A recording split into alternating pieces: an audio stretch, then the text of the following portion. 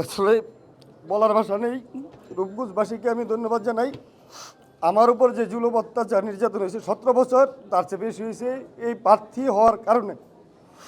আমার যে প্রস্তাবকারী, তার বাড়িতে রাতের আধারে হামলা করা হয়েছিল। আপনাদের সহযোগিতায় পত্রপত্রিকা, ইলেকট্রিক মিডিয়া, প্রিন্ট মিডিয়ার মাধ্যমে এটা সারা বাংলাদেশে ছড়িয়ে পড়ে, যার ফলে আজকে আমার যে মনোনয়নপত্র 3 তারিখে বাতিল করেছিল, সেটা আজকে নির্বাচন কমিশন বৈধ করেছে। আপনাদের সবাইকে ধন্যবাদ। আর কিছু বলার নেই। আপনারা জানেন, দোয়া করবেন যেন আমি রূপগঞ্জবাসীর সেবায় পাশে থাকতে পারি। রূপগঞ্জবাসী অনেক অবহেলিত, বঞ্চিত, এই সাধারণ মানুষের পাশে যেন আমি দাঁড়াইতে পারি। আমি একজন সাবেক ছাত্রনেতা হিসাবে আপনাদের কাছে, আপনাদের মাধ্যমে আমার এই রূপগঞ্জবাসীর কাছে এই বার্তাটা শুধু পৌঁছতে চাই। সবাইকে ধন্যবাদ। আসসালামু আলাইকুম।